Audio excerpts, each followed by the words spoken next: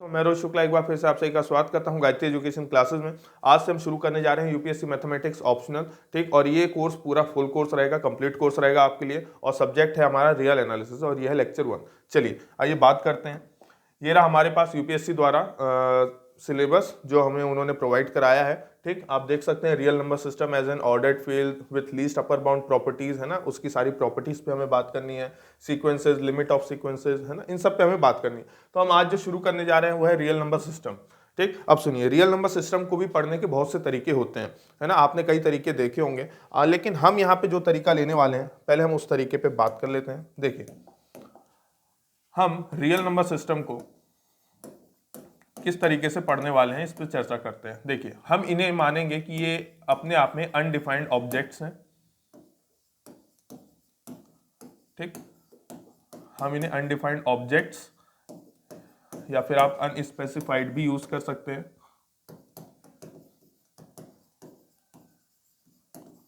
Objects मान के चलेंगे, ठीक। और ये अनडिफाइंड ऑब्जेक्ट या अनस्पेसिफाइड ऑब्जेक्ट कुछ इस तरीके से होंगे कि ये कुछ एक्सियम्स को सेटिस्फाई करेंगे, है ना। ये जो अनडिफाइंड ऑब्जेक्ट्स होंगे ये सेटिस्फाई करेंगे कुछ एक्सियम्स को, ठीक। अब जब ये एक्सियम्स सेटिस्फाई हो जाएंगे उसके बाद एक स्ट्रक्चर डेवलप होगा। आप देख पा रहे हैं ये स्ट्रक्चर डेवलप हो गया, है ना, दिस इज एन स्ट्रक्चर। ये जो स्ट्रक्चर होगा इसी को हम लोग बुलाएंगे रियल नंबर सिस्टम। क्या आपको बात समझ में आई? सिंपल शब्दों में कि अनडिफाइंड ऑब्जेक्ट्स होंगे जो कि कुछ एक्सियम्स को सेटिस्फाई करेंगे। सेटिस्फाई करने से एक स्ट्रक्चर डेवलप होगा। इस स्ट्रक्चर को ही हम लोग क्या नाम देंगे?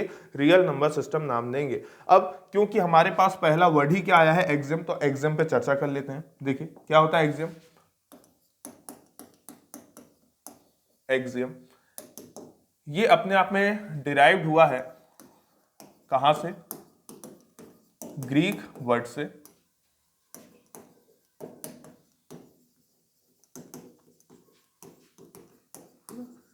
ये रहा, और ये ग्रीक वर्ड क्या है? ये ग्रीक वर्ड है एक्सियोमा, ठीक। एक्सियोमा का मतलब क्या होता है? एक्सियोमा का मतलब होता है true without needing a proof,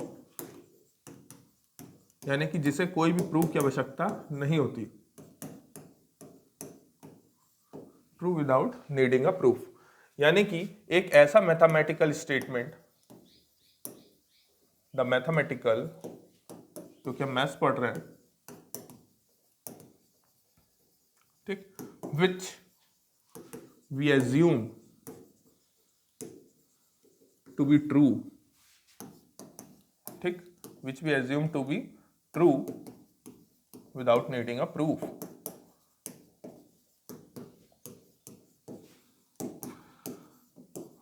तो एक ऐसा मैथमेटिकल स्टेटमेंट जिसे प्रूफ की कोई आवश्यकता नहीं होती। किस तरीके के स्टेटमेंट होते हैं? कई बार हमने देखे हैं, जैसे कि बहुत ही सिंपल बेसिक सा एग्जांपल, 2 + 2 = 4। इसे कोई भी प्रूफ की आवश्यकता नहीं है। तो यदि इसे प्रूफ की आवश्यकता नहीं है तो ये क्या होगा? This is an axiom. क्यों? क्योंकि इसका रीजन अभी अभी हमने ऊपर खुद ने लिखा, because it does not require proof to state its proof, है ना।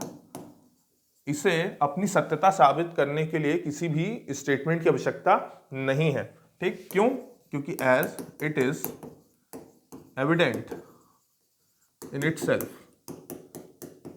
ये अपने आप में ही प्रूव्ड है ना, ये अपने आप में ही प्रूव्ड है। हालांकि हमने यहाँ पे लिखा है वी एज्यूम, है ना, हमने मान के रखा है कि ऑलरेडी क्या है? प्रूव्ड है। इसे किसी भी प्रूफ की आवश्यकता नहीं है। जैसे एक और एग्जांपल पे यदि बात करें, ये लिख दे रहा हूं मैं, अ लाइन कैन बी। आशा करता हूं मैं ज्यादा तेजी से नहीं जा रहा हूं, ठीक, क्योंकि जहां पे हमें समय देना होगा वहां पे हम समय देंगे। यहाँ पे हमें इतना ज्यादा समय देने की जरूरत नहीं है ना, इतना आपको समझ में आने लग गया होगा। अप टू इनफाइनाइट, ठीक। ये भी अपने आप में एक प्रूवन स्टेटमेंट है, इसे भी प्रूव करने की आवश्यकता नहीं है, ठीक। तो again this is an axiom, ये भी अपने आप में क्या है? एक एक्सियम है, ठीक है ना। अच्छा, कई ऑथर्स, कई राइटर्स इस एक्सियम को एक और वर्ड से बुलाते हैं, ठीक, we can prepare a note for it, हमने एक नोट बनाया उसके लिए, क्या, axiom is also called postulate, इन्हें पोस्टुलेट भी बुलाया जाता है ना, पोस्टुलेट्स भी आप बुला सकते हैं। अब जरा ध्यान से सुनिएगा, हम किस तरह के चीज़ों को एक्सियम मानने वाले है ना, यदि आपके दिमाग में ये आ रहा है तो हम उन्हें एक्सियम मानेंगे जिनकी मदद से हम दूसरी चीज़ों को प्रूव कर पाए। हम हर चीज़ को एक्सियम नहीं मान सकते, हम सिर्फ उन चीज़ों को एक्सियम मानेंगे जिनकी सहायता से बाकी प्रॉपर्टीज प्रूफ हो जाएंगी, ठीक। अब यहाँ पे जो हमने बात करी एक्सियम पे, आप देख रहे हैं एक्सियम पे ही ज़्यादा डिपेंडेंसी हो रही है, इसलिए हमने क्या किया, एक्सियम को 3 कैटेगरी में बांटा, ठीक। क्या थी वो 3 कैटेगरीज, देखिए,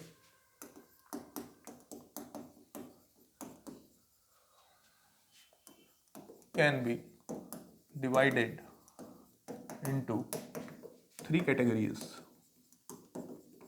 3 कैटेगरीज में बांटा हमने इन्हें। पहली कैटेगरी थी फील्ड एक्सियम, ठीक। फील्ड एक्सियम में हम सबसे पहले क्या करेंगे, रियल नंबर्स की फील्ड को तैयार करेंगे, है ना, field of real numbers, field of real numbers. अब सुनिएगा, क्यों फील्ड तैयार करेंगे, मान लीजिए हमें क्रिकेट मैच खेलना है, यदि क्रिकेट मैच खेलना है तो क्रिकेट मैच खेलने के लिए हमारे पास क्रिकेट का मैदान होना जरूरी है, फुटबॉल खेलना है तो फुटबॉल के लिए फुटबॉल ग्राउंड होना जरूरी है, ठीक, बास्केटबॉल खेलना है तो बास्केटबॉल कोर्ट होना जरूरी है। उसी तरीके से यदि हमें रियल नंबर्स पे बात करनी है तो हम पहले उसकी फील्ड तैयार करेंगे, उसके बाद उसमें खेला जाएगा, तो ये पहले फील्ड उसकी डेवलप करेंगे हम, है ना, तो फील्ड ऑफ रियल नंबर्स। दूसरा जो एक्सियम होगा वो बेसिकली होगा ऑर्डर्ड एक्सियम। अब उसका रख रखाव भी तो करना पड़ता है, फील्ड को आपने देखा होगा बहुत मेहनत लगती है फील्ड का रख रखाव करने के लिए, कि कहीं घास बड़ी हो रही है, छोटी हो रही है ना, बहुत सारी चीजें हमें वहां पे देखनी पड़ती है। उसी तरीके से हमारा यहाँ पे भी ऑर्डर्ड एक्सियम है, ऑर्डर्ड एक्सियम में हमें क्या देखना है ना, फिर हमें मैचेस को रखना पड़ेगा कि कौन कौन से मैचेस यहाँ पे खेले जा सकते हैं, कितने दिन के अंतर में खेले जा सकते हैं, ये सारी बातें। तो यहाँ पे हम क्या बात करेंगे, ऑर्डर्ड एक्सियम में हम यहाँ पे बात करेंगे रिलेशन बिटवीन रियल नंबर्स, है ना, सभी रियल नंबर्स के आपस में बीच में जो कनेक्शन है उस पर चर्चा करेंगे, ठीक, यानी कि टीम्स है, ये टीम्स है, ठीक। यहाँ पे एक और इंपॉर्टेंट प्रॉपर्टी आ जाती है, ठीक, जो आपने सुना होगा, इनफाइनाइट को भी हम यहाँ पे कंसिडर कर लेते हैं, एक्सटेंडेड रियल नंबर सिस्टम, ठीक, एक्सटेंडेड रियल नंबर सिस्टम, इस पर भी चर्चा करेंगे। और आप ये भी देख सकेंगे यहाँ पे कि सबसेट्स ऑफ रियल लाइन, है ना, सबसेट्स ऑफ रियल लाइन, छोटे मोटे मैचेस और भी जो ऑर्गेनाइज किए जा सकते हैं, ठीक, सबसेट्स ऑफ रियल लाइन। और हम यहाँ पे देख सकते हैं क्या, कुछ इंपॉर्टेंट एक सेट होते हैं ना, उस सेट की बात यदि हम करें तो उस सेट का नाम मैं लिख दे रहा हूँ इंडक्टिव सेट, ठीक। और भी सेट्स होते हैं लेकिन ये नाम कई लोग कम सुनते हैं, इंडक्टिव सेट, है ना, अपने आप में, इस पर भी चर्चा करेंगे। और एक और वर्ड लिख दे रहा हूँ मैं, इनफीमम एंड सुप्रीमम, सभी जानते हैं इसके बारे में, तो है ना, इनफीमम एंड सुप्रीमम। आशा करता हूं आप लोगों को स्पीड में कोई समस्या नहीं होगी, यदि आपको स्पीड में समस्या आप कमेंट सेक्शन में जरूर बताइएगा। अच्छा, और मैं चाहूंगा कि आप लोग हमारे लिए ज़्यादा से ज़्यादा वीडियोस को शेयर, सब्सक्राइब और लाइक करें। चलिए, सुप्रीमम, ठीक, और इनफीमम लिख लिया, और कुछ थ्योरम्स पे भी बात करेंगे, बहुत आसान सी थ्योरम्स है ना, बेसिकली थ्योरम्स एंड क्वेश्चंस, थोड़े बहुत क्वेश्चंस भी हम यहाँ पे सॉल्व करेंगे, ठीक, पूरा सिलेबस कवर होगा, ठीक। चलिए, तीसरा जो इसमें आता है ना वो होता है कंप्लीटनेस एक्सियम, कंप्लीटनेस एक्सियम, ठीक। कंप्लीटनेस एक्सियम में क्या है कि अब पूरी फील्ड तैयार हो चुकी है ना, सारे कार्यकर्ता आ चुके हैं, ठीक, कार्यकर्ता आ चुके हैं, तो अब हम कंप्लीटनेस एक्सियम में क्या बात करेंगे, कंप्लीट ऑर्डर्ड फील्ड, ठीक, अब तैयार है हम, ठीक, कंप्लीट ऑर्डर्ड फील्ड जैसे ही तैयार हो जाएंगे तो अपने आप में एक बहुत ही अनोखा टॉपिक है, ठीक, जिसके बारे में सभी जानते हैं, आर्किमिडियन प्रॉपर्टी, ठीक। आर्किमिडियन प्रॉपर्टी पे चर्चा आजकल, इस पे बहुत सारे क्वेश्चंस आने लग गए हैं, तो इस पे भी हम बात करेंगे, आर्किमिडियन प्रॉपर्टी, ठीक। अच्छा, उसके बाद इनसे भी आप भली भांति परिचित होंगे, लिमिट पॉइंट्स, है ना, and properties of limit point,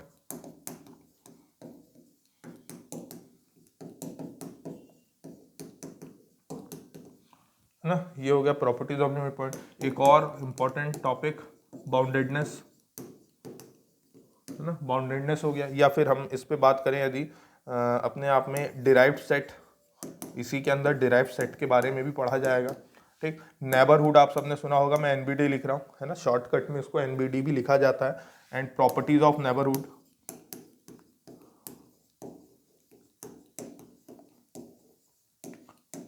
ठीक। एंड कुछ छोटे मोटे टॉपिक हैं, मैं उनके लिए एक्सेट्रा डाल रहा हूँ। तो जब ये चीजें हम पढ़ लेंगे ना, तब जाके हमारा रिया एनालिसिस कंप्लीट होता है। यही है पूरा रिया एनालिसिस, सारी बातें इसी पे डिपेंड करती हैं। इन्फिमम, सुप्रीमम, आर्किमिडियन प्रॉपर्टीज, है ना, लिमिट पॉइंट, ड्राइव सेट्स और ये इंडक्टिव सेट, सारी बातें इसी पे डिपेंड करती हैं। आपने यदि रिया एनालिसिस की बुक्स को पढ़ा है, रीड किया है, सारी बातें इन्हीं सभी टॉपिक्स पे डिपेंड करती हैं। ठीक, समस्या होती है कि है ना सर कब इन्फिमम, कब ये आपका मैक्सिमम, मिनिमम, ये सब लेना है, तभी आपको समस्या होगी। यदि आपको ये सारी बातें क्लियर है कि कब हमें किस तरीके से अप्रोच करना, तब आपको कभी दिक्कतें नहीं आएंगी। तो ये हमारे पास 3 तरह के एग्जाम्स होते हैं, 3 तरीके की ब्रॉडर कैटेगरी। आप देख पा रहे होंगे लाइन बार से इनका साइज बढ़ता ही जा रहा है ना, छोटा फिर उससे बड़ा और ये फिर सबसे बड़ा ब्रॉडर कैटेगरी। ये हमारे पास कंप्लीटनेस ऑफ एग्जाम। तो ये एग्जाम को 3 तरीके से यहाँ पे डिवाइड किया गया है।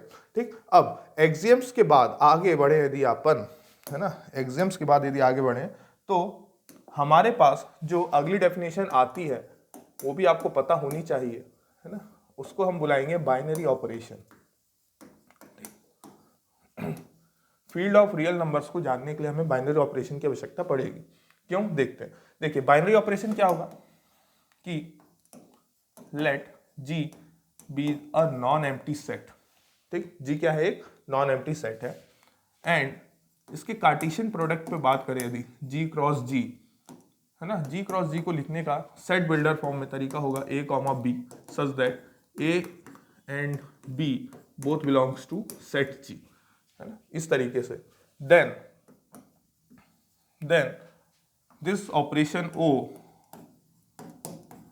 From G cross G to G, है ना, इज कॉल्ड बाइनरी ऑपरेशन, यानी कि where o is called binary operation. O ही इज कॉल्ड बाइनरी ऑपरेशन। अच्छा ध्यान रखिएगा, इस बाइनरी ऑपरेशन को, है ना, बाइनरी ऑपरेशन को कई राइटर्स, है ना, binary operation is also called binary composition. क्या बुलाया जाता है इसे, बाइनरी कॉम्पोजिशन भी बुलाया जाता है। तो परेशान नहीं होइएगा।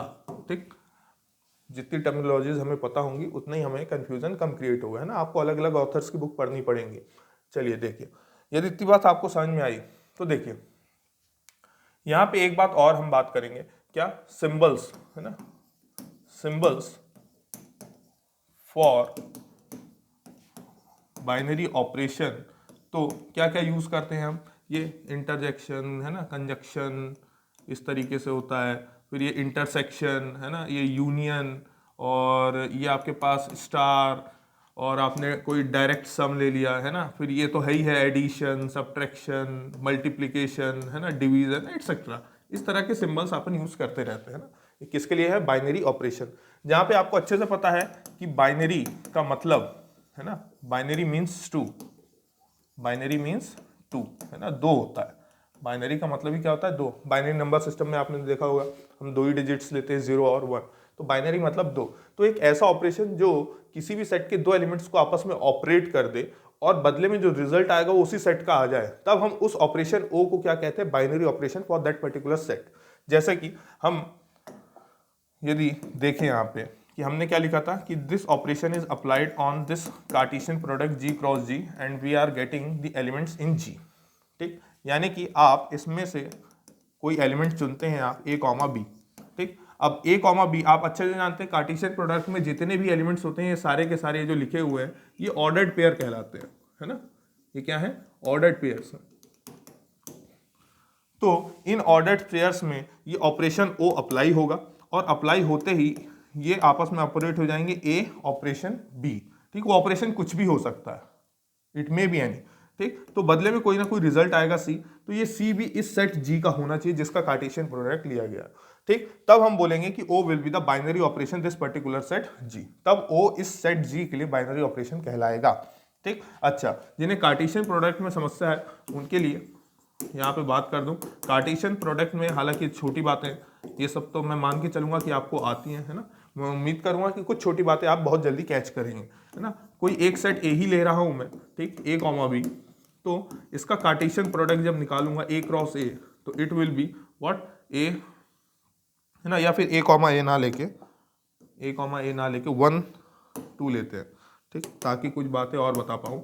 1 कॉमा 2, तो ये आ जाएगा 1 कॉमा 1, ठीक, 1 कॉमा 2, 2 कॉमा 1 और 2 कॉमा 2, ठीक। अब जैसे ही मैं क्या करूंगा, मैं इस ए क्रॉस ए में सपोज कोई ऑपरेशन अप्लाई करने वाला हूं, ऑपरेशन है सपोज प्लस, ठीक, तो देखते हैं बदले में सेट का ही हमारे पास आ रहा है कि नहीं आ रहा है ना। ये ऑपरेशन अप्लाई हो गया है, जैसे ऑपरेशन अप्लाई होगा तो इसका कोई भी एक ऑर्डर पेयर सिलेक्ट करो। मान लो मैंने 1 कॉमा 1 लिया, ठीक, 1 कॉमा 1 में प्लस अप्लाई होगा, प्लस अप्लाई होते ही 1 + 1 कितना हो जाएगा भाई साहब, 1 + 1 = 2 आ जाएगा, और 2 ऑब्वियस सी बात है सेट ए में है, ठीक। अब लेकिन याद रखिएगा अभी आपने सिर्फ एक ही ऑर्डर पेयर को चेक किया है, बाकी के ऑर्डर पेयर अभी भी बाकी है। जैसे ही मैं प्लस को 1 कॉमा 2 में अप्लाई करूंगा, it will be 1 + 2 and we will get 3, and now 3 is not in A, है ना। आप देख पा रहे होंगे 3 ए में अवेलेबल नहीं है, तो मैं यहाँ पे बोल दूंगा कि addition is not a binary operation. इस सेट के लिए एडिशन बाइनरी ऑपरेशन नहीं है ना, is not a binary operation for set A. इसको छोटी क्लासेस में भी हमने देखा था कि हम बोलेंगे एडिशन इज नॉट क्लोज्ड, ठीक, क्लोजर प्रॉपर्टी के रूप में पढ़ते हैं हम। Addition is not closed, addition closed नहीं है, सेट के बाहर का रिजल्ट आ रहा है, ठीक। तो उसी तरीके से यहाँ पे भी हम एक सेट कंसिडर करेंगे, है ना। आप इसको पता ही है क्या बोलते हैं, the set of all natural numbers. ये क्या है, set of all natural numbers. यदि मैं इसके कार्टेशियन प्रोडक्ट की बात करूंगा तो मेरे ख्याल से सभी को इतनी बात पता है कि सर वो तो काफ़ी बड़ा होने वाला है ना, 1 कॉमा 1 1 कॉमा 2 ना, लिखना ही पॉसिबल नहीं है। 2 कॉमा 1 मैं तो बस ऐसे ही हिंट के रूप में थोड़ा लिख दे रहा हूँ, तो ये इधर भी बढ़ता जाएगा और ये इधर भी बढ़ता जाएगा, इनफाइनाइट सेट है, ठीक। अब इस सेट के अंदर मैं जैसे ही बाइनरी ऑपरेशन लगा रहा हूँ, ठीक, और बाइनरी ऑपरेशन कौन सा लगा रहा हूँ मैं, इस बार एडिशन लगा रहा हूँ, है ना। ओ की जगह मैंने क्या लिया है, plus, plus will be the binary operation in this Cartesian product N cross N. तो मैं इसमें से कोई भी ऑर्डर पेयर सिलेक्ट कर लूँ तो बदले में आप सोच लीजिएगा रिजल्ट हमेशा एन से ही मिलेगा, ठीक। आप 1 कॉमा 2 लेंगे, 1 + 2 कितना आएगा 3, तो 3 ऑब्वियस सी बात है सेट ऑफ नेचुरल नंबर में होता है, ठीक, क्योंकि ये भी एक इनफाइनाइट सेट होता है, डॉट डॉट डॉट। तो आप इनमें से कोई सा भी ऑर्डर पेयर सिलेक्ट करिए, आपको सेट ऑफ नेचुरल नंबर से रिजल्ट मिलेगा, ठीक। गॉड के द्वारा प्रोवाइड किया हुआ हमारे पास सबसे बड़ा सेट है नेचुरल नंबर का सेट, जिसे हम काउंटिंग नंबर्स भी बोलते हैं, ठीक। पर यदि आप यूरोप वगैरह के देशों में जाएंगे तो वहां पे आपको पता चलेगा कि वहां पे उनका जो सेट होता है वो सेट ऑफ नेचुरल नंबर 0 से शुरू करते हैं, ठीक। हम लोग सेट ऑफ नेचुरल नंबर 1 से शुरू करते हैं, ठीक। 0 से शुरू करने का वहां पे क्या है कि 0 उन्होंने तो निकाला नहीं है, 0 तो इंडिया में आया है, तो 0 इंडिया में आया तो हमारे पास नेचुरल नंबर्स के बाद होल नंबर्स भी है, लेकिन उनके पास होल नंबर्स नहीं, उनके पास सिर्फ सेट ऑफ नेचुरल नंबर है जो कि 0 से शुरू होते हैं। तो कंफ्यूज होने की आपको कोई आवश्यकता नहीं है। तो इसे कहा जाता है बाइनरी ऑपरेशन, ठीक। अब जैसे सपोज मान लो मैंने कल को इसमें दे दिया कि भैया इसी कार्टेशियन प्रोडक्ट में, है ना, मैं माइनस अप्लाई कर रहा हूँ। जैसे ही माइनस अप्लाई करूंगा तो देखते हैं क्या सेट ऑफ नेचुरल नंबर से रिजल्ट आएगा कि नहीं आएगा। तो मान लो मैंने 1 कॉमा 1 ही ले लिया, है ना, इसका एक ऑर्डर पेयर सिलेक्ट किया 1 कॉमा 1, 1 कॉमा 1 में मैंने माइनस को अप्लाई किया। माइनस को अप्लाई करते ही आपको अच्छे से पता है कि sir 1 - 1 will be 0 and 0 will not belongs to set of natural number. तो subtraction is not binary operation, ये बाइनरी ऑपरेशन नहीं है, ये ऑपरेट करके बदले में उसी सेट का रिजल्ट हमें प्रोवाइड नहीं कर पा रहा है, जबकि addition will be the binary operation, है ना।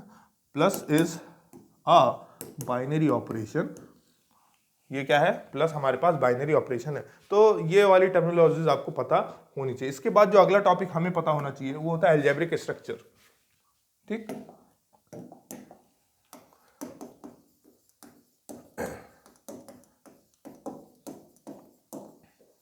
अलजेब्रिक स्ट्रक्चर क्या होता है? अलजेब्रिक स्ट्रक्चर बहुत ही सिंपल से यदि भाषा में इस्तेमाल करें तो स्ट्रक्चर्स विच आर यूज्ड, है ना, आशा करता हूँ राइटिंग से किसी को समस्या ना हो रही हो, है ना। The structure which are used in algebra are called algebraic structures, ठीक। बहुत ही अजीब सी डेफिनेशन थी ना, बिल्कुल थी। ठीक, तो हम यहाँ पे एक और परिभाषा इस्तेमाल कर सकते हैं अलजेब्रिक स्ट्रक्चर्स की, the set equipped with one or more binary operation. इसलिए हमने पहले बाइनरी ऑपरेशन पढ़ा है, बाइनरी कॉम्पोजिशन भी इसे कहा जाता है, हमने पीछे इस पे बात करी है। The set equipped with one or more binary operation is called algebraic structure. ठीक, स्टैंडर्ड फॉर्म में इसको लिखने का क्या तरीका होगा उस पर बात कर लेते हैं। ठीक, देखिए स्टैंडर्ड फॉर्म में आप इस तरीके से लिख सकते हैं कि आपने बाइनरी ऑपरेशन यदि लगाया है, ठीक, मान लीजिए कोई सेट जी है, ठीक, और इसमें आपने बाइनरी ऑपरेशन ओ लगाया, ओ के द्वारा इसके सारे एलिमेंट्स ऑपरेट हुए, और ऑपरेट होने के बाद, और इसमें ऑपरेट होने का मतलब क्या, इसके कार्टेशियन प्रोडक्ट से आपने एलिमेंट्स लिए हैं और वो आपस में ऑपरेट हो रहे हैं इस ओ के जरिए, और जो रिजल्ट आ रहा है वो इसी सेट जी का है, तब मैं इसको इस तरीके के ब्रैकेट में डाल दूंगा, बोलूंगा it is an algebraic structure. ठीक, आप चाहे तो इसको इस तरीके से भी लिख सकते हैं, जी आपने एक स्टार ले लिया, आपने एक ओ ले लिया, है ना, ये भी एक अलजेब्रिक स्ट्रक्चर फॉर्म कर सकता है, यानी कि एक ही सेट के अंदर अलग अलग दो ऑपरेशन लगाए और जो रिजल्ट आया वो बदले में उसी सेट का आया। ठीक, तो ये स्टैंडर्ड फॉर्म में लिखने का तरीका होता है ना। आप और जितने चाहें आप उतने सारे आप यहाँ पे इस्तेमाल कर सकते हैं अलजेब्रिक स्ट्रक्चर बनाने के लिए, बाइनरी ऑपरेशन जितने चाहे ले लें। ठीक, तो आपके ऊपर डिपेंड करेगा कि आप कितने लगा रहे हैं, आपको वहाँ पे चेक करना पड़ेगा, प्रॉपर्टीज को वेरीफाई करना पड़ेगा। ठीक, तो ये स्टैंडर्ड फॉर्म में लिखने का तरीका होता है अलजेब्रिक स्ट्रक्चर, ये जो फॉर्म हुआ है। ठीक, अब जैसे कैसे सर, बताता हूँ। मान लीजिए मैंने सेट ऑफ नेचुरल नंबर की बात करी। ठीक, सेट ऑफ नेचुरल नंबर सभी को पता है ना, सभी को पता भाई साहब। यदि इसके कार्टेशियन प्रोडक्ट पे बात करें तो इसके कार्टेशियन प्रोडक्ट के बारे में भी सबको पता है ना, अभी आपन ने पीछे बताया है ना, इनफाइनाइट सेट है भाई साहब ये, है ना, एक एलिमेंट लिखा है मैंने अभी फिलहाल। अच्छा, यदि इतनी बात पता आ चुकी है तो भैया हम बताइएगा सेट ऑफ नेचुरल नंबर के कार्टेशियन प्रोडक्ट में ऑपरेशन जैसे ही एडिशन का लगा रहे थे तो बदले में रिजल्ट हमें सेट ऑफ नेचुरल नंबर ही मिल रहा था, बिल्कुल मिल रहा था, अभी आपने पीछे बात करी। तो सेट ऑफ नेचुरल नंबर के साथ में इस प्लस को लिखूंगा और इसको सिलेंडर का ब्रैकेट में रखूंगा, बोलूंगा it is an algebraic structure. ठीक, ये वेरीफाइड है। लेकिन वहीं पे मैंने जब माइनस को लगाया तो माइनस को मैंने किस पे लगाया, यदि सेट ऑफ नेचुरल नंबर पे लगाया, है ना, इसके कार्टेशियन प्रोडक्ट पे लगाया, तो हमें अच्छे से पता है कि सर हमें सारे के सारे नेचुरल नंबर मिलने वाले नहीं है, तो मैं इस तरीके से, है ना, माइनस के साथ ये नहीं लिखूंगा, कभी नहीं लिखूंगा। अलजेब्रिक स्ट्रक्चर को फॉर्म करने के लिए तभी लिखा जा सकता है जब वो जो ऑपरेशन है, बाइनरी ऑपरेशन जो है, वो उसके प्रत्येक एलिमेंट्स को ऑपरेट करे और बदले में रिजल्ट उसी सेट से आए। ठीक, लेकिन इसके साथ ऐसा नहीं हो रहा था, इसलिए इस तरीके से आप कहीं पर भी लिखा देखेंगे नहीं। ठीक, तो minus is not a binary operation, minus is not close for set of natural number. अच्छा, ऐसे कुछ सेट जो कि अपने आप में अलजेब्रिक स्ट्रक्चर होते हैं, मैं कुछ कॉमन लिख दे रहा हूं। जैसे मैं पहले नेचुरल नंबर्स के लिए लिख दूं तो सेट ऑफ नेचुरल नंबर्स के लिए एडिशन हो गया। ठीक, सेट ऑफ नेचुरल नंबर्स के लिए आपके पास सब्ट्रैक्शन बिल्कुल नहीं, है ना, डॉट, है ना, यानी कि मल्टीप्लिकेशन। खुद ही सोचिए, यदि आप सेट ऑफ नेचुरल नंबर में, ठीक, सेट ऑफ नेचुरल नंबर में इस बार मल्टीप्लिकेशन लगाते हैं तो कोई भी ऑर्डर्ड पेयर चुन लीजिए। सपोज आपने 3,2 ले लिया, कहीं ना कहीं तो 3,2 आएगा, तो 3,2 जैसे ही ऑपरेट होगा किसके द्वारा, डॉट के द्वारा, यानी कि मल्टीप्लिकेशन के द्वारा, तो 3 × 2 आपको 6 देगा और 6 will be in a set of natural number. तो ये भी आपको एक अलजेब्रिक स्ट्रक्चर फॉर्म करके देगा। ठीक, अच्छा, और आपन चाहे तो दोनों को साथ में भी लिख सकते हैं। दोनों को साथ में लिखने का मतलब क्या है कि set of natural number addition के लिए और मल्टीप्लिकेशन दोनों के साथ बाइनरी ऑपरेशन ऑपरेट होता है जब, तो वो एक अलजेब्रिक स्ट्रक्चर फॉर्म करता है। तो ये भी आप लिख सकते हैं भाई साहब। ठीक, यानी कि एडिशन भी इसके नियमों पे कोई भी समस्या नहीं पैदा कर रहा है, सारे नंबर्स नेचुरल नंबर्स के ही आ रहे हैं, और मल्टीप्लिकेशन भी कोई भी समस्या पैदा नहीं कर रहा है, सेट ऑफ नेचुरल नंबर से ही रिजल्ट मिल रहा है। तो ये भी एक अलजेब्रिक स्ट्रक्चर देखिए फॉर्म हुए विथ 2 बाइनरी ऑपरेशन, विथ 2। आप चाहे तो इंडिविजुअल ले सकते हैं, आप चाहे तो अलग अलग भी एक साथ भी ले सकते हैं। ठीक, उसी तरीके से यदि होल नंबर्स पे बात करी जाए तो होल नंबर्स भी एडिशंस के साथ और होल नंबर्स आपके मल्टीप्लिकेशन के साथ अलजेब्रिक स्ट्रक्चर फॉर्म करता है। इंटीजर, है ना, इंटीजर के लिए हम z यूज करते हैं, सबको पता होगा, ज़हलान वर्ड से निकला हुआ है। ठीक, तो एडिशन के साथ, ठीक, और ये आपके पास ये भी प्रोडक्ट के साथ, लेकिन साथ में इंटीजर वाला सेट सब्ट्रैक्शन के साथ भी अपने आप को क्या फॉर्म करता है, एक अलजेब्रिक स्ट्रक्चर। तो इसके पास 3 बाइनरी ऑपरेशन आ गए हैं, है ना। यहीं पे यदि हम रैशनल नंबर का सेट लें तो रैशनल नंबर के सेट को लेने का आप अच्छे से जानते हैं, ये एडिशन के साथ भी लेगा। ठीक, और यहाँ पे, और आप जानते हैं ना डबल लाइनिंग स्ट्रक्चर क्यों बना रहे हैं, क्योंकि दीज आर स्पेशल केसेस, ये हमारे पास स्पेशल केसेस हैं, ठीक। तो ये आपके पास डॉट के साथ, और उसी तरीके से ये सब्ट्रैक्शन के साथ भी। और लेकिन जब डिवीजन लेना होगा तो मुझे सेट ऑफ रैशनल नंबर में से एक एलिमेंट को रिमूव करना होगा जो कि खतरा पैदा करता है डिवीजन के लिए, क्योंकि divisibility by zero is not allowed, ठीक। जीरो से डिविजिबिलिटी अलाउड नहीं होती है। अब मैं यहाँ पे डिवीजन का ऑपरेशन ले सकता हूं, अब कोई समस्या नहीं है। उसी तरीके से कॉम्प्लेक्स नंबर का जो सेट होता है, कॉम्प्लेक्स नंबर सेट के लिए भी एडिशन ले लीजिए आप, है ना, मल्टीप्लीकेशन को भी कंसिडर कर लीजिए और सब्ट्रैक्शन को भी ले लीजिए। पर कॉम्प्लेक्स नंबर में भी आपने पता होगा जीरो कॉम्प्लेक्स नंबर होता है ना, जिसका इमेजिनरी पार्ट और रियल पार्ट दोनों ही जीरो होते हैं। तो उस एक कॉम्प्लेक्स नंबर जीरो को हटाना है ना, आपको याद होगा जीरो यहाँ पे क्या होता है, यहाँ पे जो जीरो होता है वो होता है zero in zero plus zero iota, याद होगा, ठीक। ये अपने आप में यूनिक नंबर होता है, ठीक। तो उसको यहाँ से रिमूव करना पड़ेगा। अब मैं यहाँ पे डिवीजन को कंसिडरेशन में ले सकता हूँ। तो ये सारे के सारे अलजेब्रिक स्ट्रक्चर्स फॉर्म कर रहे हैं, ठीक। और आपको ये भी पता चल गया है कि किसी भी एक सेट के अंदर एक से ज्यादा बाइनरी ऑपरेशन कंसिडरेशन में लिए जा सकते हैं, और वो अलजेब्रिक स्ट्रक्चर तभी फॉर्म करेगा जब वो सारी प्रॉपर्टीज को फॉलो करेगा, ठीक। तो ये अलजेब्रिक स्ट्रक्चर्स की डेफिनेशन होती है। तो ये हमारे पास एक बाइनरी ऑपरेशन आ गया, एक अलजेब्रिक स्ट्रक्चर आ गया। अब हम फील्ड की डेफिनेशन की ओर बढ़ सकते हैं, ठीक। फील्ड, बेसिकली फील्ड वर्ड आपने ज्यादातर अलजेब्रा में सुना होगा, ठीक। हालांकि रियल नंबर में भी है, पर अलजेब्रा में भी इसको आपने सुना होगा। क्या बोलते हैं फील्ड को हम यहाँ पे, अ सेट, अपन यहाँ पे एफ से रिप्रेजेंट कर रहे हैं कुछ समय के लिए ना, एफ, और इसमें एक ऑपरेशन प्लस ले लिया और एक मल्टीप्लीकेशन का ऑपरेशन ले लिया, ठीक, इज कॉल्ड ए फील्ड। इसको ही हम फील्ड बुलाएंगे इफ इट इज, है ना, इफ इट इज पहला कम्यूटेटिव, कैसा हो वो, कम्यूटेटिव हो साहब, ठीक। दूसरा हैज यूनिटी, उसके पास यूनिटी हो, आइडेंटिटी हो, ठीक। और तीसरा such that each non zero element of F, है ना, each non zero element of F possesses multiplicative inverse। उसके पास क्या हो, मल्टीप्लिकेटिव इनवर्स एग्जिस्ट हो सभी एलिमेंट्स के लिए, पर वो एलिमेंट सारे के सारे नॉन जीरो होना कंपलसरी है, ठीक। तो then the structure which we form, है ना, जो स्ट्रक्चर हमारे पास डेवलप होगा that is termed as field. उसी को क्या बुलाया जाएगा, फील्ड। ये फील्ड है ना, FIELD फील्ड, ठीक। तो ये जो परिभाषा है, ये जो डेफिनेशन है, ये कहाँ पे काम आती है, हमारे अलजेब्रा में काम आती है। हम तो रिया एनालिसिस पढ़ रहे हैं, तो रिया एनालिसिस के लिए बात कर लेते हैं भाई साहब, है ना। थोड़ा बहुत मैं आपको ये भी याद दिलाते जा रहा हूँ, सारे सब्जेक्ट्स आपस में कोर सब्जेक्ट है, इंटरकनेक्टेड है। हालांकि रिया एनालिसिस उन सब में सबसे श्रेष्ठ है ना।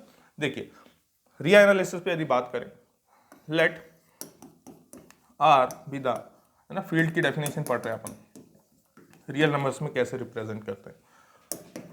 Let R be the set of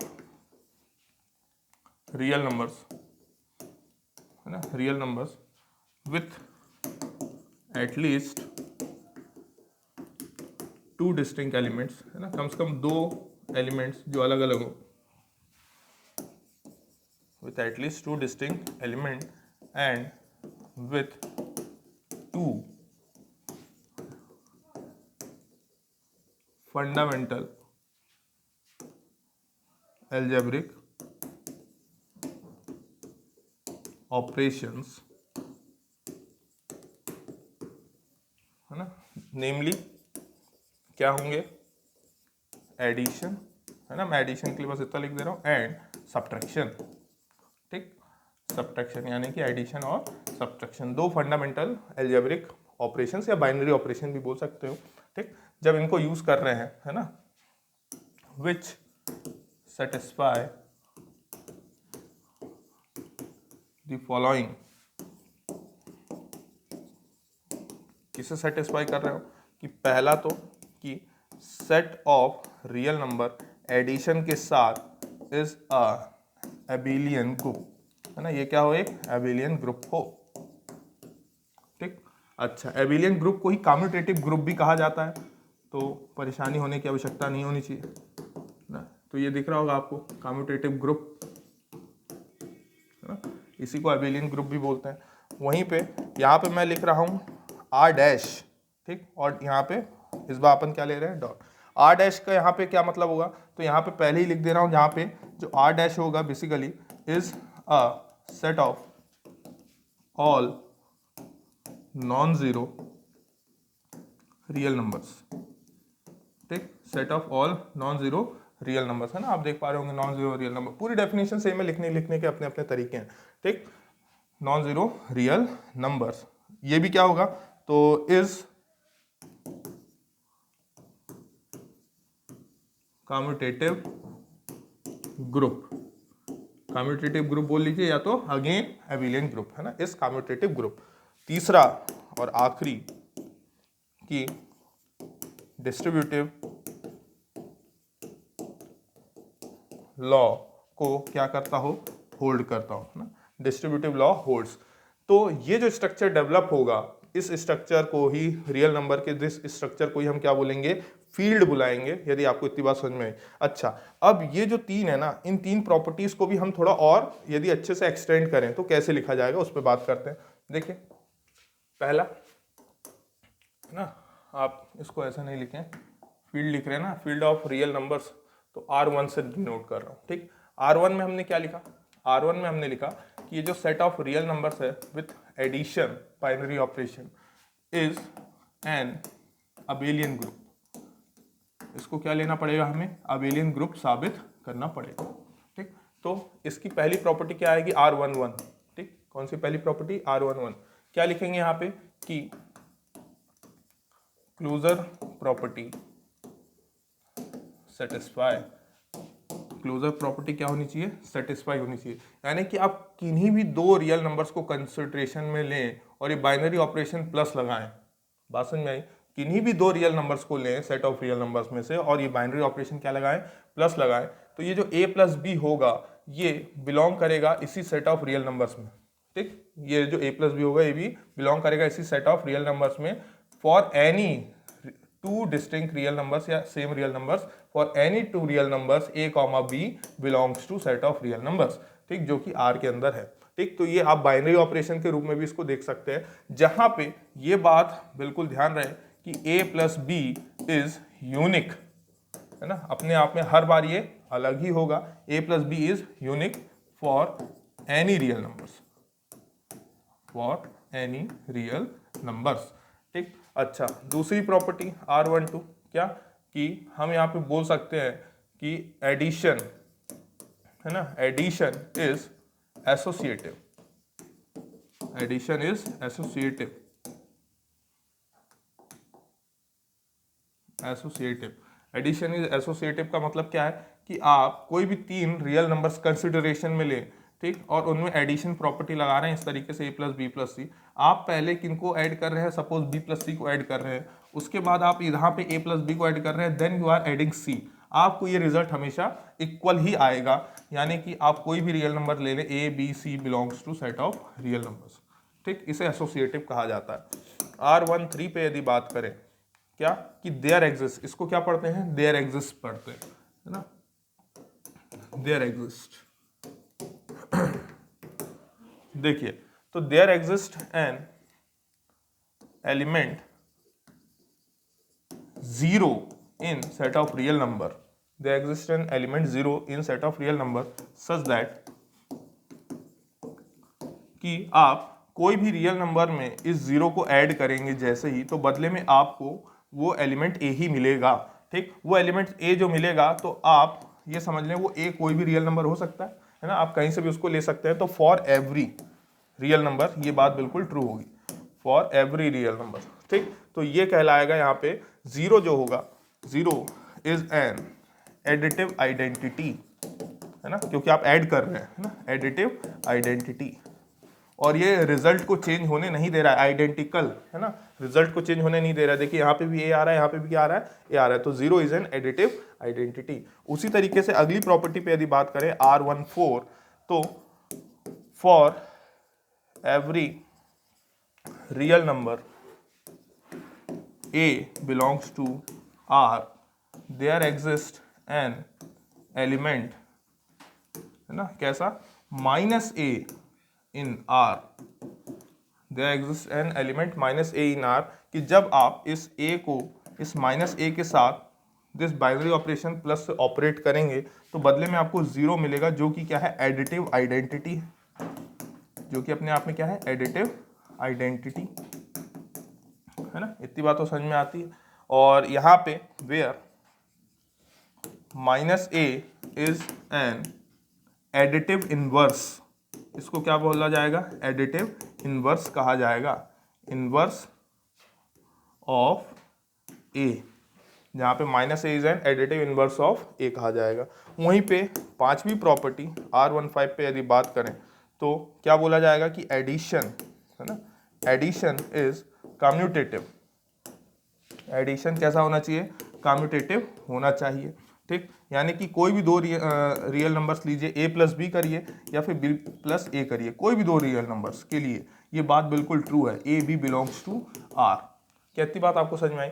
तब ये जो पांच प्रॉपर्टीज सेटिस्फाई हो रही है तो हम बोलेंगे कि R plus is an abelian group. तो इन पांच प्रॉपर्टीज से मिलके बनता है कि R प्लस कैसा ग्रुप है, अपने आप में एक अबेलियन ग्रुप है या फिर कम्यूटेटिव ग्रुप, है ना, भूलिएगा नहीं, इसी को कम्यूटेटिव ग्रुप भी कहा जाता है ना, अबेलियन ग्रुप या फिर कम्यूटेटिव ग्रुप। तो ये हमारी पहली प्रॉपर्टी थी, है ना, आप देख पा रहे होंगे यहाँ पे अपन ने पहली प्रॉपर्टी यही लिखी थी कि R plus is an abelian group. वहीं पे R dash is an also an abelian group, तो इस पर बात कर लेते हैं, देखिए, है ना, R dash with this operation product या डॉट इज एन, है ना, ये हमारे लिए R2 हो जाएगी, ये हमारे लिए R2 हो जाएगी, इज एन कम्यूटेटिव ग्रुप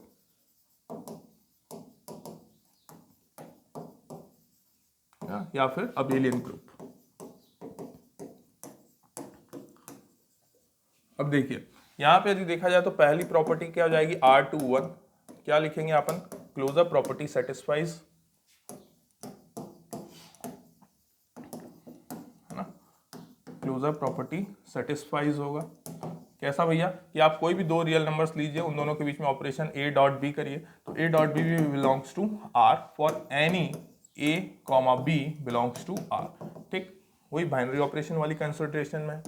अच्छा, R2 पे यदि बात करें तो क्या होगा कि मल्टीप्लीकेशन, है ना, यहाँ पे मैं डॉट बना दे रहा हूँ, डॉट इज एसोसिएटिव, ये कैसा होगा, एसोसिएटिव होगा, ठीक, मल्टीप्लीकेशन कैसा होगा, एसोसिएटिव होगा, यानी कि a into b into c या फिर a into b into c करिए, आपको रिजल्ट हमेशा सेम ही आएगा for any a b c belongs to set of real numbers, ठीक, यहाँ पे डैश लगा लीजिएगा, है ना, नॉन जीरो रियल नंबर्स हैं, तो और तो कहीं नहीं छूटा ना, और कहीं नहीं छूटा। अच्छा, यदि बात करें R23 पे तो देयर एग्जिस्ट एन एलिमेंट, है ना, देयर एग्जिस्ट एन एलिमेंट्स 1, है ना, which is not zero, obvious सी बात है, ठीक, in R dash such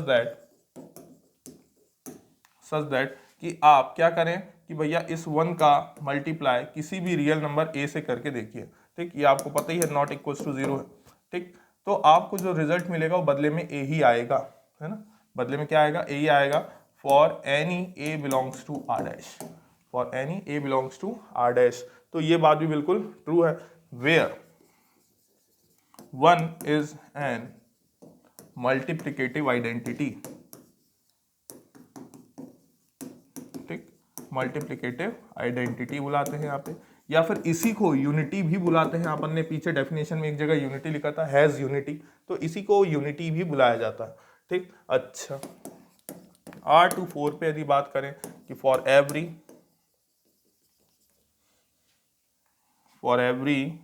real numbers या फिर a, है ना, सीधे क्या लिख रहे हैं, for every non zero real numbers, for every non zero real numbers in R dash there exist an element a inverse, again non zero element, है ना, इन R डैश सच दैट जब आप a को a इनवर्स से multiply करेंगे, बदले में आपको क्या करेगा, 1 मिलेगा, यानी कि आपको मल्टीप्लिकेटिव आइडेंटिटी मिलेगी,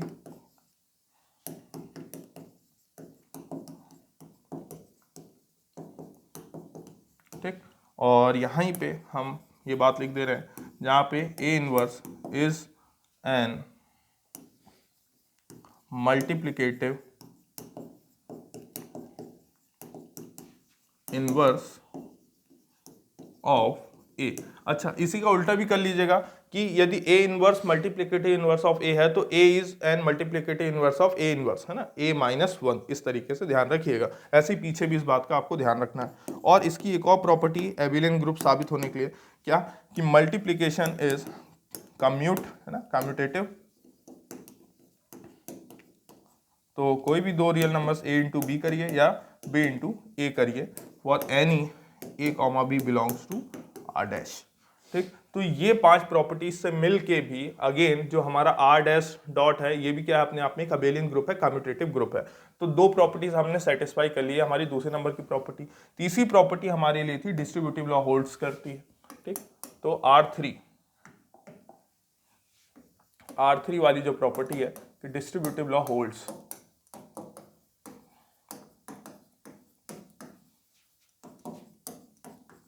ठीक, तो डिस्ट्रीब्यूटिव लॉ होल्ड में भी हमारे पास पहला आता है R31। ठीक, यहां पे क्या आता है,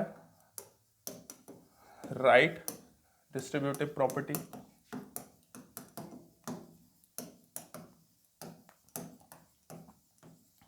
ठीक, राइट डिस्ट्रीब्यूटिव प्रॉपर्टी यानी कि क्या, कि ए, और ये तो अच्छे से ही पता है, ए ले लिया और एक मैंने प्लस बी ले लिया और इसके साथ, ठीक, ये इसका लेफ्ट साइड है, ये इसका राइट साइड है, राइट साइड में एक कोई एलिमेंट मैंने सी कंसिडरेशन में लिया, तो क्या होगा, ये मल्टीप्लाई होगा कैसे, a into c plus b into c. ठीक, जहाँ पे a b c belongs to set of real numbers, इस बात का आपको ध्यान रखना है। वहीं पे एक हो जाएगा आपके पास left distributive property, left distributive property. ठीक, तो लेफ्ट डिस्ट्रीब्यूटिव प्रॉपर्टी में आप क्या कर रहे हैं, आप यही कर रहे हैं, सपोज a प्लस बी। ठीक, यहाँ पे आपने एलिमेंट कोई सा लिया है c, तो ये हो जाएगा आपके सी ए भैया और ये आपके सी बी भैया for any a b c belongs to R. तो जो इतनी सारी प्रॉपर्टीज को सेटिस्फाई करेगा कौन, जो वो है ये वाला जो, तो आर प्लस और डॉट के साथ तभी क्या फॉर्म करेगा, फील्ड तैयार करेगा। तो इसी को कहा जाता है फील्ड या फिर फील्ड ऑफ रियल नंबर्स। तो ये रही फील्ड ऑफ रियल नंबर्स की प्रॉपर्टीज, है ना, ये आपके पास क्या है, फील्ड ऑफ रियल नंबर्स की प्रॉपर्टीज। इस एल्जेब्रिक स्ट्रक्चर को फील्ड कहा जाता है जो कि ये सारी प्रॉपर्टीज को क्या करता है, सेटिस्फाई करता है। ये रही वो सारी प्रॉपर्टीज। ठीक, और इसको शॉर्ट में जब लिखा जाता है तो शॉर्ट में लिखने के दो तरीके, रिया एनालिसिस में फील्ड को इस तरीके से डिस्क्राइब किया जाता है, ठीक, और एल्जेब्रा में फील्ड को इस तरीके से रिप्रेजेंट किया जाता है। ठीक, कुछ और प्रॉपर्टीज पे बात करते हैं, कुछ और प्रॉपर्टीज पे देख ले रहे हैं अपन इसी से ना। ये तो हो गया फील्ड ऑफ रियल नंबर्स, है ना। अब एक और चीज आपको ये पता होगा, है ना, कि सब्ट्रैक्शन एंड डिवीजन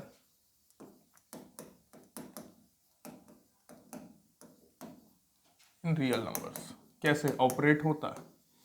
ठीक, in real numbers, subtraction and division in real numbers, देखिए कैसे ऑपरेट करेंगे हम। सबसे पहले अपन बात कर लेते हैं सब्ट्रैक्शन की, है ना। सब्ट्रैक्शन की यानी कि डेफिनेशन पे हम बात कर रहे हैं, कैसे इसको डिफाइन किया जाता है। तो the difference between any two real numbers, ना, any two real numbers a and b is defined as, कैसे डिफाइन करते हैं, a प्लस माइनस बी, है ना, a plus minus b and denoted by कैसे डिनोट करते हैं, a माइनस बी से। ठीक, तो इस तरीके से डिनोट किया जाता है सब्ट्रैक्शन को, और डिफाइन इस तरीके से किया जाता है। तो the operation of finding difference, the operation of finding difference, इसी ऑपरेशन को, है ना, जिससे हम क्या फाइंड कर रहे हैं, डिफरेंस, इज कॉल्ड सब्ट्रैक्शन। इसको ही हम क्या बुलाते हैं, सब्ट्रैक्शन बुलाते हैं। ठीक, इस बात का आपको ध्यान रखना चाहिए। यहाँ पे एक बात का और ध्यान रहे, ठीक, सिंपल सी बात है, सभी को पता है कि a minus b will never equals to b minus a. ये बात का भी आपको ध्यान रखना है ना, क्योंकि a और b यदि दो डिस्टिंक्ट रियल नंबर्स हैं तो ये चीज़ कभी पॉसिबल नहीं है। ठीक, उसी तरीके से हमारे पास सब्ट्रैक्शन के बाद एक और का आता है डिवीजन। डिवीजन की डेफिनेशन पे यदि चर्चा करें तो कैसे डिफाइन करते हैं इसको, the quotient of real numbers, है ना, the quotient of real numbers a by b, where b should not equals to 0, है ना, b should not equals to 0 is defined as, कैसे डिफाइन करते हैं, a इंटू बी इनवर्स, इस तरीके से डिफाइन करते हैं, एंड डिनोटेड बाय, आप चाहे तो a अपॉन b, है ना, या फिर a बाय b, या फिर a डिवाइडेड बाय b से डिनोट करते हैं, है ना, इसमें भी आपको याद ही आ रहा होगा। तो फिर इसी ऑपरेशन को जैसे आपने ये पीछे लिखा है ना कि the operation of finding difference, उसी तरीके से यहां पे लिख रहे हैं the operation of finding quotient is called division. इसी को क्या बुलाया जाता है, डिवीजन बुलाया जाता है। ठीक, इसमें आपको कहीं पे दिक्कत आनी नहीं चाहिए। यहाँ पे भी ध्यान रहे कि a divided by b is not equals to b divided by, इस बात का आपको ध्यान रखना है ना, ये प्रॉपर्टी है ना। दूसरी बात कि आप किसी भी रियल नंबर को, है ना, एनी नंबर को 0 से जो भी होगा डिवाइड नहीं कर सकते हो। क्यों? क्योंकि ये आपको क्या दे देगा, नॉट डिफाइंड, है ना, नॉट डिफाइंड। या फिर आपने पीछे इसके ऊपर बात करी थी divisibility by 0,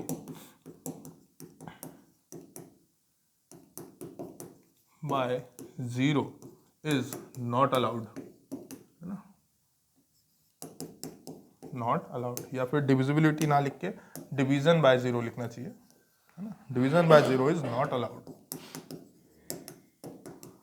division bye 0 is not allowed, या फिर आप बोल सकते हैं नॉट डिफाइंड। ठीक, अच्छा, ये हो सकता है, इट मे बी पॉसिबल, ये चीज बिल्कुल हो सकती है, that a by b is defined, a by b क्या हो रहा हो, डिफाइंड, बट उसी का रेसिप्रोकल b बाय a में नॉट बी डिफाइंड, ये भी पॉसिबल है। ठीक, तो हम इसीलिए सारी बातों को लेके चल रहे हैं। तो ये होता है डेफिनेशन ऑफ डिवीजन, और जो पीछे हमने देखी वो होता है क्या, डेफिनेशन ऑफ सब्ट्रैक्शन। एक प्रॉपर्टी और पे बात करते हैं ना, और एक और प्रॉपर्टी यदि हम देखें, कौन सी, integral powers of real number, है ना, integral power of real numbers. इसमें क्या करेंगे, हम कोई भी एक रियल नंबर लेंगे, a belongs to set of real numbers, ठीक, और n हम ले रहे हैं, n is an positive integer, n क्या है, एक पॉजिटिव इंटीजर है। ठीक, n is a positive integer.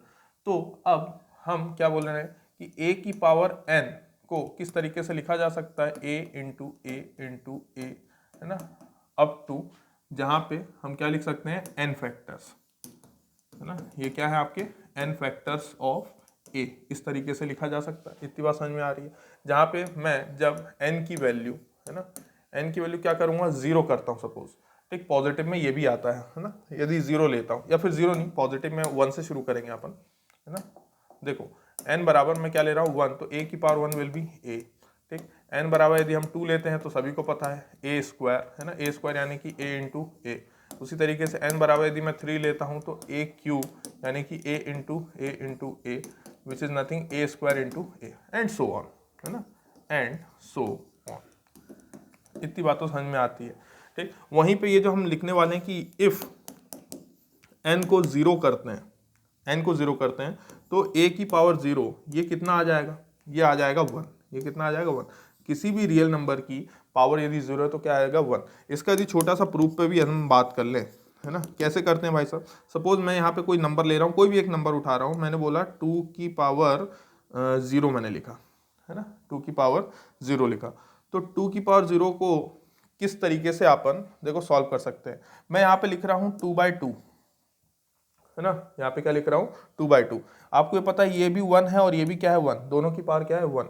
और ये बात हमने सीखी है ना, क्या कि जब भी a की पावर m हो और a की पावर ही n हो तो हमने डिवीजन की रूल से a की पावर n माइनस है ना, ये एक्सपोनेंट पावर का फॉर्मूला होता था। ठीक, तो इसको क्या लिखा जा सकता है 2 की पावर 1 माइनस 1, जो कि आपको अच्छे से पता है क्या दे देगा 2 की पावर 0, हाँ या ना, इस तरीके से ही देगा। और एक तरफ और, है ना, यहाँ पे इसको मैं मिटा रहा हूँ फिलहाल के लिए। हम मान लीजिए यहाँ से प्रूव करना शुरू किया, है ना, मान लीजिए यहाँ से कि 2/2 है, इसको इस तरीके से पावर ऑन लिखा जा सकता है। फिर ये फॉर्मूला लगाएंगे तो 2 की पावर 1 माइनस 1 आ जाएगा और 2 की पावर कितना 0। और वैसे जब आप इसका एचसीएफ लेते थे, ये दोनों ही जब आपस में कैंसिल होंगे तो यहाँ पे क्या आएगा 1। तो दिख रहा होगा 2 की पावर 0 इज इक्वल्स टू क्या होता है 1 होता है। तो इसी तरीके से आप दुनिया के किसी भी नंबर, किसी भी रियल नंबर के साथ ये काम कर सकते हैं। इसलिए यहाँ पे a लिखा है, a की पावर 0 हमेशा किसके बराबर होता है 1 के बराबर होता है। ठीक, यदि आप n को क्या कंसिडर कर रहे हैं 0 कंसिडर कर रहे हैं। यहाँ पे आपने n को सब कहाँ पे लिया है पॉजिटिव इंटीजर्स लिया है, यहाँ पे आपने n को क्या लिया है 0। तो अगले ही पल दिमाग में आ गया होगा कि sir if n is negative integer, n कैसा हो नेगेटिव इंटीजर, है ना, n यदि नेगेटिव इंटीजर है तो हम क्या लिखेंगे a की पावर माइनस n लिखेंगे। a की पावर माइनस n लिखा है भैया आपने। ठीक, अब a की पावर माइनस n को इस तरीके से भी लिखा जा सकता है a की पावर n और पावर में क्या लिख दूं -1, इस तरीके से भी लिखा जा सकता है। इस बात का भी आपको ध्यान रखना होगा, जहाँ पे वेयर ये जो a की पावर n -1 है इज अ मल्टीप्लिकेटिव इनवर्स।